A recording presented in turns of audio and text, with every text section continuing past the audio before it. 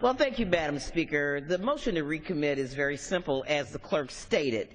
It will ensure that nothing in this bill shall be construed to authorize any party to violate the medical privacy of any woman, including the victims of rape, incest, with respect to her choice of or use of comprehensive health insurance. Here we are today, Speaker, on the day of the State of the Union, when long-term unemployment insurance has lapsed, debating a recycled bill that attacks women's health care. This is truly an example of an out-of-touch moment for the majority. The legislation under consideration today fundamentally lacks compassion. Women's health advocates have expressed strong concerns about its impact on women's right to privacy when it comes to their medical care and decisions.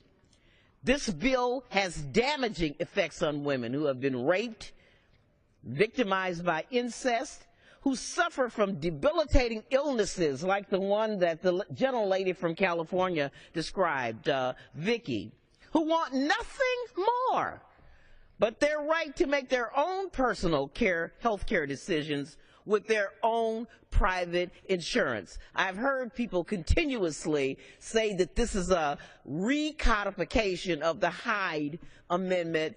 We all abide by the Hyde Amendment, but this bill seeks to strip women of their rights to have insurance, even in the private insurance market. That is why I invite my colleagues to join me in passing this motion to recommit today, to ensure that we do not unintentionally eviscerate protections that are fundamental to women's health and liberty.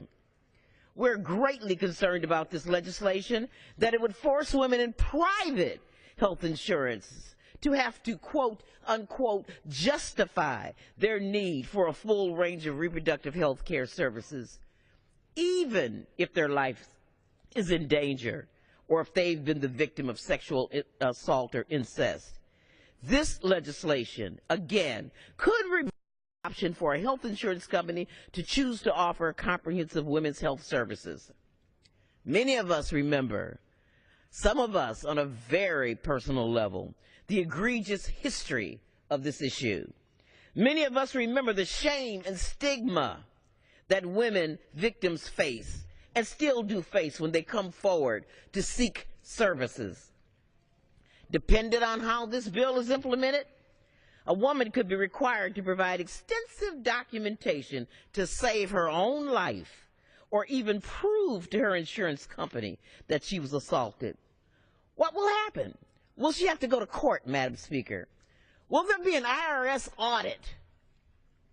Madam Speaker, there are just so many unanswered questions, and the answers could have meaningful consequences for women across our entire country.